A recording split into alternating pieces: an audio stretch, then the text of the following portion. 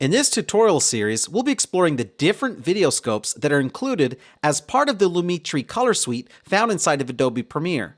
Scopes are a powerful tool that will help you make great looking images and are most often essential for every colorist to use when color correcting or color grading. For the first time, Lumetri makes it possible to display multiple scopes at the same time in Adobe Premiere, and they include the waveform, RGB parade, histogram, YUV vector scope, and an HSL vector scope. We'll explore each scope and what their functions are, along with global scope settings, but before we begin, let me first point out something called the trace. The trace is the visual pattern you see here and is a representation of the pixel information in your image. What the trace represents specifically will vary from scope to scope, but in general, it displays brightness and color levels in your images. Let's explore the different scopes available in Adobe Premiere. The waveform scope is helpful with evaluating the exposure of an image. The scope is read from left to right corresponding to the image, and the trace information is read from top to bottom with the highlights at the top and the shadows at the bottom. The RGB parade scope is helpful for evaluating color balance. It is similar to the waveform, except that the exposure readings are broken out into the separate color channels of red, green, and blue. The default vector scope in Lumetri is the YUV vector scope and is helpful with analyzing the hue and chroma in an image. It is read like a color wheel with white at the center, while more saturated or vivid colors are further away from the center. The HSL vector scope looks similar to the YUV vector scope, but differs in that it analyzes luma in addition to the hue and chroma. The histogram scope is helpful for evaluating exposure and even more useful for evaluating the color balance and illegal luma levels in your images.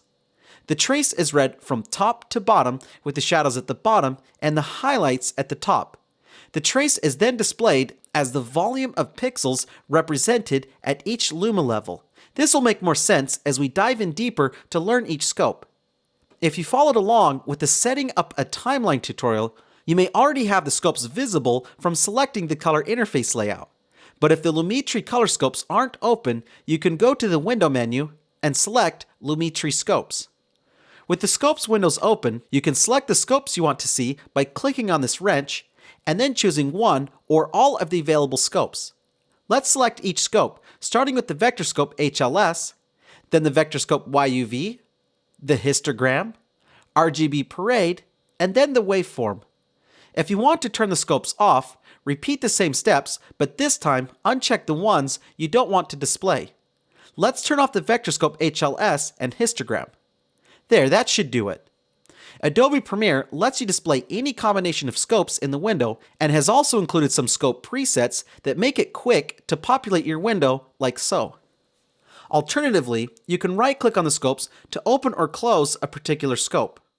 In addition to the scope presets within the wrench menu, there is an option to select a color space for your scopes. Knowing which color space is right for your project might seem confusing, but don't worry. The different settings are Rec 601 for standard definition, Rec 709 for high definition, and Rec 2020 for HDR, wide color gamut, and 4K ultra high definition. Okay, another setting you may find helpful is one that lets you change how bright your scopes are displayed.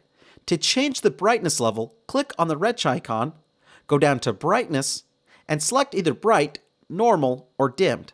For this tutorial, I'll keep it on normal.